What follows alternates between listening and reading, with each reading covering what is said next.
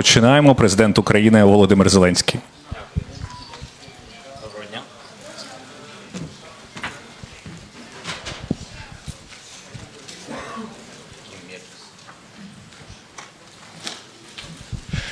Отже, третя річниця повномасштабного вторгнення. Якою її зустрічає Україна, пане президенте? Presiden Ukraina Volodymyr Zelensky siap mengundurkan diri dari jabatannya jika itu dapat membuat perdamaian bagi Ukraina dan menjamin posisi negara Ukraina di keanggotaan NATO. Pernyataan ini disampaikannya dalam konferensi pers pada Minggu 23 Februari 2025. Di tengah meningkatnya tekanan politik dari Presiden Amerika Serikat Donald Trump dan situasi perang yang masih berkecamuk dengan Rusia. Jika itu berarti perdamaian untuk Ukraina, jika Anda benar-benar membutuhkan saya untuk mundur dari jabatan ini, saya siap, kata Zelensky. Lebih jauh, ia juga mengaitkan kemungkinan pengunduran dirinya dengan keanggotaan Ukraina di NATO. Sebuah tujuan strategis yang selama ini diperjuangkan oleh Kiev. Saya bisa menukar jabatan ini dengan keanggotaan NATO. Jika itu syaratnya, maka segera. Pernyataan ini muncul di tengah hubungan yang memburuk antara Zelensky dan Donald Trump, yang secara terbuka menyerangnya dan menyebutnya sebagai seorang diktator dan mendorong agar Ukraina segera mengadakan pemilu di tengah perang.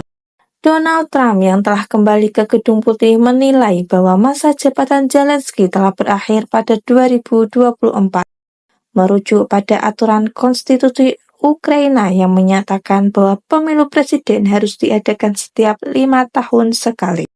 Namun, berdasarkan hukum darurat yang diberlakukan sejak invasi Rusia ke Ukraina pada Februari 2022, Ukraina tidak dapat menyelenggarakan pemilu selama status darurat yang masih berlaku. Trump juga menyebarkan klaim keliru bahwa Zelensky hanya memiliki tingkat popularitas 4%, yang kemudian dibantah oleh Zelensky dengan mengutip survei terbaru yang menunjukkan tingkat dukungan sebesar 63%. Saya percaya ini bukan sekedar kesalahan tetapi misinformasi yang memiliki dampak besar, kata Zelensky. Ia juga menegaskan bahwa dirinya tidak akan memegang kekuasaan dalam jangka panjang, tetapi juga tidak akan membiarkan Presiden Rusia Vladimir Putin menguasai wilayah Ukraina. Saya tidak akan berkuasa selama beberapa dekade, tetapi kita juga tidak akan membiarkan Putin berkuasa atas wilayah Ukraina, tegas Zelensky. Sebelumnya, Zelensky juga sempat mengatakan bahwa Trump hidup dalam gelembung disinformasi, yang tampaknya semakin memanaskan hubungan keduanya.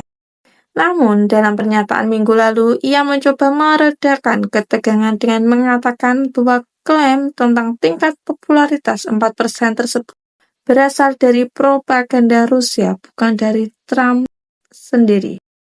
Informasi tentang hanya 4% rakyat Ukraina yang mendukung saya adalah salah satu narasi yang disebarkan oleh Rusia.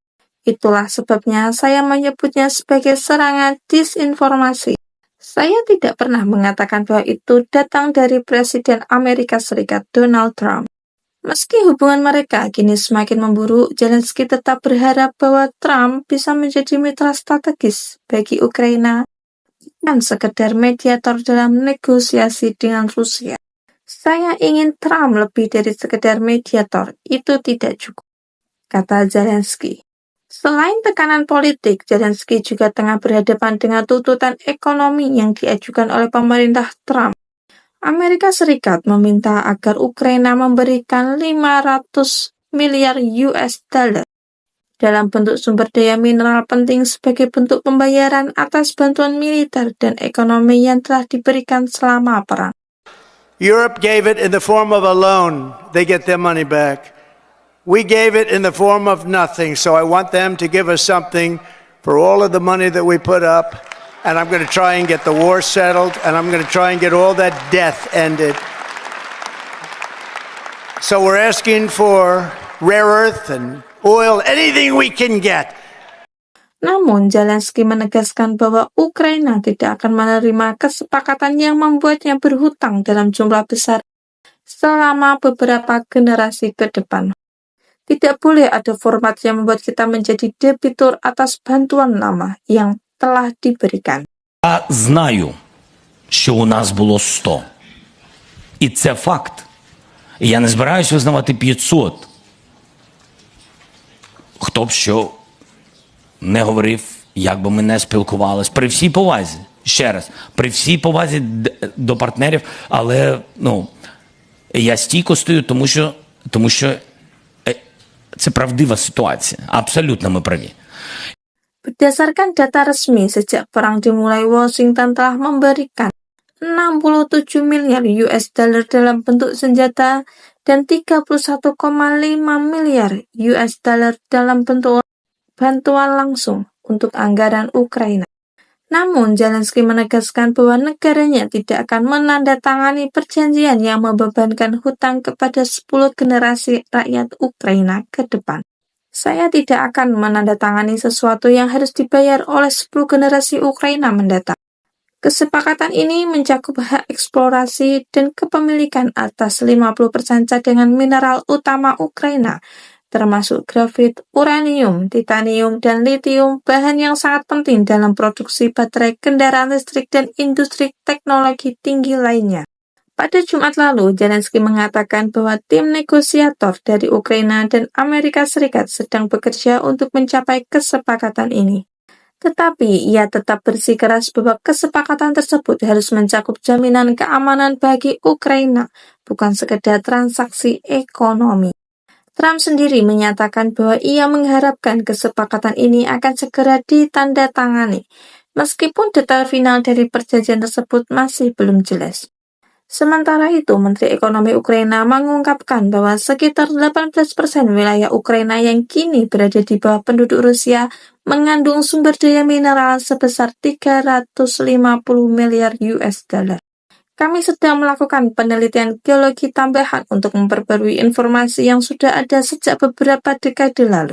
Selain itu, Kepala Staf Kepresidenan Ukraina juga mengkonfirmasi bahwa ia telah melakukan pembicaraan konstruktif dengan pejabat senior Amerika Serikat mengenai pengembangan sektor mineral Ukraina. Kami terus bergerak maju dengan pekerjaan ini. Ini adalah diskusi yang konstruktif. Sehari sebelum peringatan perang, Kiev mengatakan Rusia telah melakukan serangan terbesar sejak pesawat tanpa awak Iran dimulai, menghantam kota-kota dan desa-desa Ukraina. Zelensky mengatakan 267 pesawat nirawak serangan Rusia telah dikirim. Angkatan Udara Ukraina mengatakan 3 rudal balistik juga ditembakkan oleh pasukan Moskow. Jangan lupa like and share ke teman-teman kalian, supaya teman-teman kalian juga tahu berita terupdate baik dalam dan luar negeri. Terima kasih.